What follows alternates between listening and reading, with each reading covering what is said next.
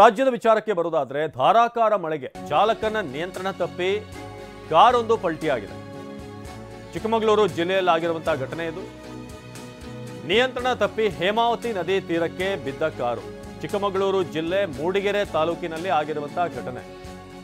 ಅಪಘಾತದಿಂದ ಕಾರು ಚಾಲಕನಿಗೆ ಗಂಭೀರವಾದಂತಹ ಗಾಯಗಳಾಗಿವೆ. ರಾಷ್ಟ್ರೀಯ ಹೆದ್ದಾರಿ 73ರ ರಾಮಣ್ಣನ ಗಂಡಿ ಅಲ್ಲಾಗಿರುವಂತಹ ಘಟನೆ ಇದು. ಸ್ಥಳೀಯರಿಂದ ಕಾರಿನಲ್ಲಿದ್ದ ಇಬ್ಬರನ್ನ ರಕ್ಷಿಸಲಾಗಿದೆ. ಗಾಯಾಳುಗಳಿಗೆ ಬಣಕಲ್ ಸರ್ಕಾರಿ ಆಸ್ಪತ್ರೆಯಲ್ಲಿ ಚಿಕಿತ್ಸೆ ನೀಡಲಾಗಿದೆ. ಬಣಕಲ್ ಪೊಲೀಸ್ ಠಾಣಾ ವ್ಯಾಪ್ತಿಯಲ್ಲಿ ಘಟನೆ ಸಂಭವಿಸಿದೆ. ಇದು ಮಳೆಗಾಲದಲ್ಲಿ ಸ್ವಲ್ಪ ವೆಹಿಕಲ್ಗಳನ್ನು ನಿಧಾನವಾಗಿ ಓಡಿಸಬೇಕು. ಹೈವೇಲಿ ಓಡಿಸ ಹಾಗೆ ಇಲ್ಲಿ ಸಿಂಗಲ್ ರೋಡ್ಗಳಲ್ಲಿ ಅಥವಾ ಮಲೆನಾಡು ಭಾಗದಲ್ಲಿ ಓಡಿಸಿದ್ರೆ ಇಂಥ ಸ್ಕಿಡ್ ಆಗುವಂಥ ಚಾನ್ಸಸ್ ಇದೆ.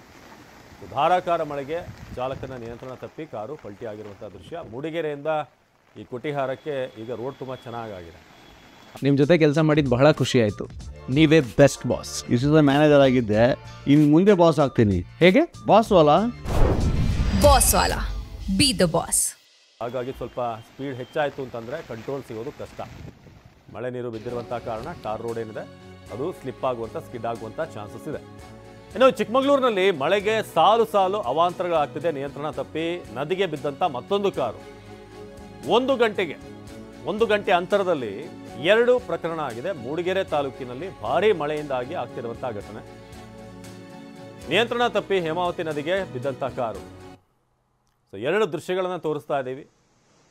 TV9 ಮೂಲಕ ನಿಮಗೆ ತಿಳಿಸೋದೇನು ಅಂತಂದರೆ, ಈ ಭಾಗದಲ್ಲಿ ಮಲೆನಾಡು ಭಾಗದಲ್ಲಿ ಅಥವಾ ಕರಾವಳಿ ಭಾಗದಲ್ಲಿ ಕಾರುಗಳನ್ನು ವೆಹಿಕಲ್ಗಳನ್ನು ಓಡಿಸುವಂಥವ್ರು ಸ್ವಲ್ಪ ನಿಧಾನವಾಗಿ ಹೋಗಿ ಟರ್ನಿಂಗ್ಗಳಲ್ಲಿ, ವಿಶೇಷವಾಗಿ ಬಣಕಲ್ ಹಾಗೆ ಚಕಮಕಿ ನೀವೀಗ ದೃಶ್ಯದಲ್ಲಿ ನೋಡ್ತಾ ಇದ್ದೀರಾ.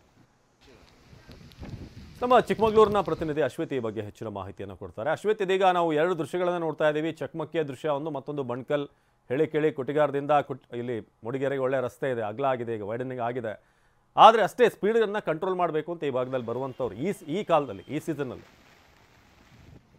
ಖಂಡಿತವಾಗ್ಲೂ ಅವಿನಾಶ್, ಕಾಫಿನಾಡು ಚಿಕ್ಕಮಗಳೂರಿನ ಮಲೆನಾಡು ಮತ್ತೆ ಪಶ್ಚಿಮ ಘಟ್ಟ ಸಾಲಿನಲ್ಲಿ ಧಾರಾಕಾರವಾಗಿ ಮಳೆ ಸುರಿತಾ ಇರುವಂತದ್ದು. ಅದರಲ್ಲೂ ರಾತ್ರಿಯಿಂದ ಭಾರಿ ಪ್ರಮಾಣದಲ್ಲಿ ಮಳೆ ಆಗ್ತಾ ಇದೆ. ಇದರಿಂದ ಸಾಲು ಸಾಲು ಅವಾಂತರಗಳು ಸೃಷ್ಟಿ ಆಗ್ತಾ ಇರುವಂತದ್ದು. ಪ್ರಮುಖವಾಗಿ ಏನು ಹಾಸನದಿಂದ ಮಂಗಳೂರಿಗೆ ಸಂಪರ್ಕಿಸುವಂತಹ ರಾಷ್ಟ್ರೀಯ ಹೆದ್ದಾರಿ 73ನಲ್ಲಿ 2 ಘಟನೆಗಳು ನಡೆದಿರುವಂತದ್ದು. ಪ್ರಮುಖವಾಗಿ ಮೂಡಿಗೆರೆ ತಾಲೂಕಿನ ಬಣಕಲ್ ಪೊಲೀಸ್ ಠಾಣಾ ವ್ಯಾಪ್ತಿಯಲ್ಲಿ 2 ಘಟನೆಗಳು ನಡೆದಿದೆ ಅವಿನಾಶ್. ಪ್ರಮುಖವಾಗಿ ಬಣಕಲ್ನ ಸಮೀಪದಲ್ಲಿರುವಂತಹ ಚಕಮಕಿ ಗ್ರಾಮದ ಬಳಿ ಚಾಲಕನ ನಿಯಂತ್ರಣ ತಪ್ಪಿ ಕಾರೊಂದು ಹೇಮಾವತಿ ನದಿಗೆ ಬಿದ್ದಿರುವಂತದ್ದು. ಈಗ ಕಾರಿನಲ್ಲಿದ್ದಂತಹ 4 ತುಮಕೂರು ಮೂಲದ ಪ್ರವಾಸಿಗರನ್ನ ಅಲ್ಲಿನ ಸ್ಥಳೀಯರು ಹಗ್ಗದ ಸಹಾಯದ ಮೂಲಕ ಅವ್ರನ್ನ ರಕ್ಷಣೆಯನ್ನ ಮಾಡಿರುವಂತದ್ದು.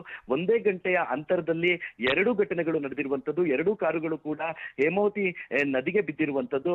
ಪ್ರಮುಖವಾಗಿ ಇದರಿಂದ ಅರ್ಧ ಕಿಲೋಮೀಟರ್ ದೂರದಲ್ಲಿರುವಂತಹ ರಾಮಣ್ಣನ ಗಂಡಿ ಬಳಿ ಮತ್ತೊಂದು ಕಾರು ಒಂದು ಹೇಮಾವತಿ ನದಿಯ ತೀರಕ್ಕೆ ಬಿದ್ದಿತ್ತು. ಅಲ್ಲೂ ಕೂಡ ಇಬ್ಬರಿಗೆ ಗಂಭೀರ ಗಾಯವಾಗಿರುವಂತದ್ದು. ಅವ್ರನ್ನ ಬಣಕಲ್ ಸರ್ಕಾರಿ ಆಸ್ಪತ್ರೆಗೆ ದಾಖಲನ್ನ ಮಾಡಲಾಗಿರುವಂತದ್ದು. ಪ್ರಮುಖವಾಗಿ ಈ ರಸ್ತೆ ಸಾಕಷ್ಟು ಸುರಕ್ಷಿತವಾಗಿದೆ, ಆದ್ರೆ ಮಳೆಯಿಂದಾಗಿ ರಸ್ತೆ ತುಂಬೆಲ್ಲ ನೀರು ಹರಿತಾ ಇರುವಂತದ್ದು, ಜೊತೆಗೆ ದಟ್ಟ ಮಂಜಿನಿಂದಾಗಿ ಈ ಒಂದು ಅವಘಡಗಳು ಸಂಭವಿಸ್ತದೆ. ಜೊತೆಗೆ ವಾಹನ ಚಾಲಕರು ಕೂಡ ಸಾಕಷ್ಟು ವೇಗವಾಗಿ ಈ ಒಂದು ಪ್ರದೇಶದಲ್ಲಿ ಸಂಚಾರವನ್ನು ಮಾಡ್ತಾರೆ. ಇದರಿಂದಾಗಿ ಅವಘಡಗಳು ಸಂಭವಿಸ್ತಾ ಇರುವಂತದ್ದು. ಪ್ರಮುಖವಾಗಿ ಜಿಲ್ಲಾಡಳಿತ ಕಳೆದ 2 ದಿನದ ಹಿಂದೆಯೇ ಚಿಕ್ಕಮಗಳೂರಿನಲ್ಲಿ 27ರವರೆಗೆ ರೆಡ್ ಅಲರ್ಟ್ ಅನ್ನ ಘೋಷಣೆಯನ್ನ ಮಾಡಿರುವಂತದ್ದು. ಚಿಕ್ಕಮಗಳೂರಿನ ಪಶ್ಚಿಮ ಘಟ್ಟ ಸಾಲು ಮತ್ತೆ ಮಲೆನಾಡು ಭಾಗದಲ್ಲಿ ಧಾರಾಕಾರವಾಗಿ ಮಳೆ ಸುರಿತಾ ಇದೆ. ಇದರಿಂದ ಜನಜೀವನ ಕೂಡ ಅಸ್ತವ್ಯಸ್ತವಾಗಿರುವಂತದ್ದು. ಮಲೆನಾಡಿನ 10ಕ್ಕೂ ಅಧಿಕ ಗ್ರಾಮಗಳು ವಿದ್ಯುತ್ ಸಂಪರ್ಕ ಕೂಡ ಕಡಿತವಾಗಿರುವಂತದ್ದು. ಜೊತೆಗೆ ಈ ಒಂದು ರಾಷ್ಟ್ರೀಯ ಹೆದ್ದಾರಿಯಲ್ಲಿ ಸಂಚಾರ ಮಾಡುವ ಕಾರು ಚಾಲಕರು ಜಾಗೃತೆಯಿಂದ ಸಂಚಾರವನ್ನ ಮಾಡಬೇಕು ಅಂತ ಹೇಳಿ ಅಲ್ಲಿನ ಸ್ಥಳೀಯರು ಮತ್ತೆ ಜಿಲ್ಲಾಡಳಿತ ಪ್ರಯಾಣಿಕರಲ್ಲಿ ಒಂದು ಕೇಳ್ಕೊಂಡಿದ್ದಾರೆ ಅವಿನಾಶ್. ಧನ್ಯವಾದ ಅಶ್ವೇತ್. ಇದು ಚಿಕ್ಕಮಗಳೂರು ಜಿಲ್ಲೆಯ ಪರಿಸ್ಥಿತಿ. ಆದರೆ ಇನ್ನು